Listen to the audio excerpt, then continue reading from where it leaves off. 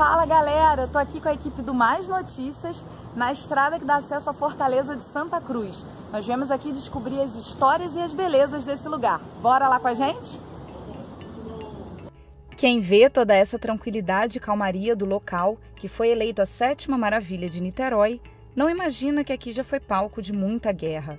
A Fortaleza de Santa Cruz da Barra, no bairro de Jurujuba, chama atenção não só pela paisagem, mas também pela história que guarda em suas paredes. Um dos primeiros pontos da nossa visita é aqui na Capela de Santa Bárbara e o tenente vai contar pra gente agora um pouquinho da história. A pedra fundamental da nossa capela é lá do ano de 1612. Então existe um fato muito pitoresco, que quando os portugueses ocupavam alguma posição, eles tinham 3 preocupações básicas. Primeiro, um local para a defesa, onde eles colocavam as suas peças de artilharia, um local para a aplicação da disciplina, local das prisões, e um local para a oração. Então, essa instalação, que é a atual Capela de Santa Bárbara, teria origem lá no ano de 1612, como o oratório a Nossa Senhora da Guia. E a partir de 1612, mais de 400 anos, várias histórias e lendas cercam a nossa Capela de Santa Bárbara. O tenente Henry me explicou que a estátua de Santa Bárbara veio parar na fortaleza por engano, e toda vez que tentavam levá-la ao destino correto, o mar ficava revolto e uma tempestade impedia a embarcação de sair. Desse jeito, acredita-se que Santa Bárbara escolheu a fortaleza como sua casa. Na visita à capela, também ficamos conhecendo a história da santa que foi condenada e morta pelo próprio pai. Nesse momento vem um castigo divino e manda um raio, fulminando Diógenes. A partir daí, tudo que é relacionado à explosão, tempestade, é relacionado a Santa Bárbara. E nós, artilheiros, que é a arma da Fortaleza de Santa Cruz, cultuamos Santa Bárbara como padroeira da arma de artilharia. Então, veio a calhar Santa Bárbara como a nossa padroeira. Aqui na capela nós temos outras lendas, e uma bem interessante, eu posso mencionar para vocês, é que o padre celebrava a missa exatamente dessa posição onde eu estou. E na época, conta a história, que toda a guarnição da fortaleza era obrigada a assistir à missa.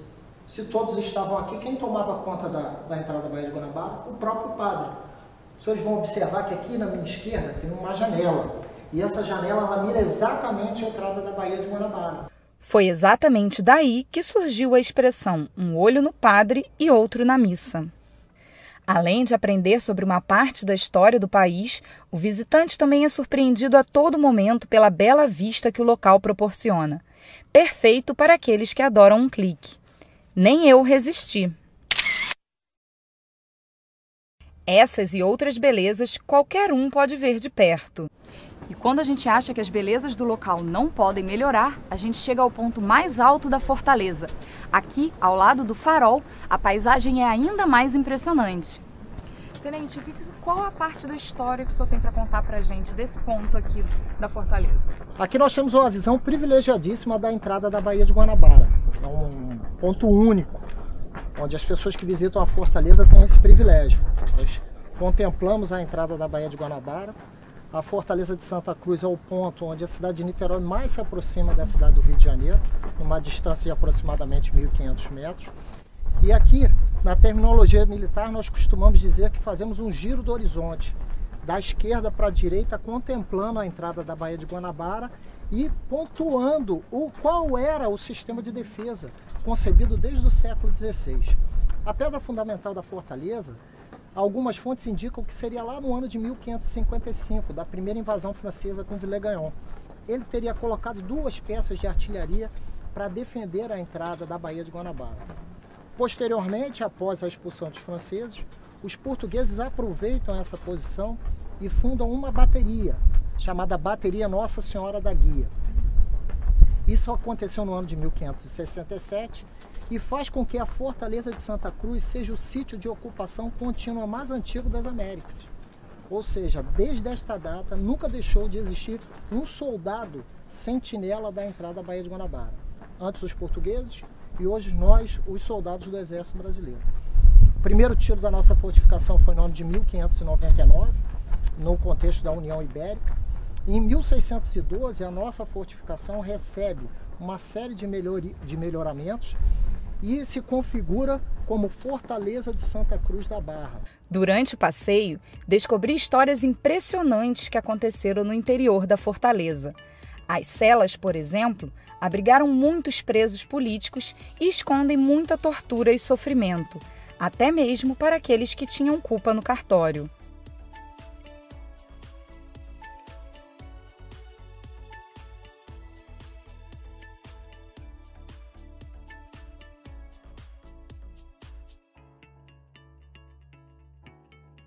Aqui, nós temos uma rápida comparação entre a minha altura e a altura do lugar, que é quase uma caverna de tão escuro e úmido. Lembrando que a altura dos europeus e piratas é algo em torno de 1,90 m, e as solitárias com 1,5 m de altura eram uma tortura à parte. Quando aconteciam as invasões pela Baía de Guanabara, os militares tinham uma visão privilegiada. Quem estivesse exatamente deste ponto contava com total visão dos dois lados onde os canhões estavam posicionados. Hoje, sem perigo de guerras ou invasões, o local continua sendo usado pelo Exército, não é mesmo, Tenente? A Fortaleza de Santa Cruz é a sede de um grande quartel, que nós chamamos de Artilharia Divisionária da 1ª Divisão de Exército. O que funciona hoje aqui? A Artilharia Divisionária da 1ª Divisão de Exército, que nós consolidamos numa sigla que se chama AD1, ela é responsável por toda a parte doutrinária da artilharia do Comando Militar do Leste. Além disso, é também o comando da guarnição militar da cidade de Niterói.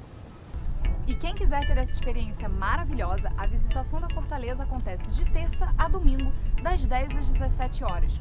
O local tem estacionamento próprio, lugar para lanche e a visita é toda guiada por um militar que vai te passar todas as informações necessárias.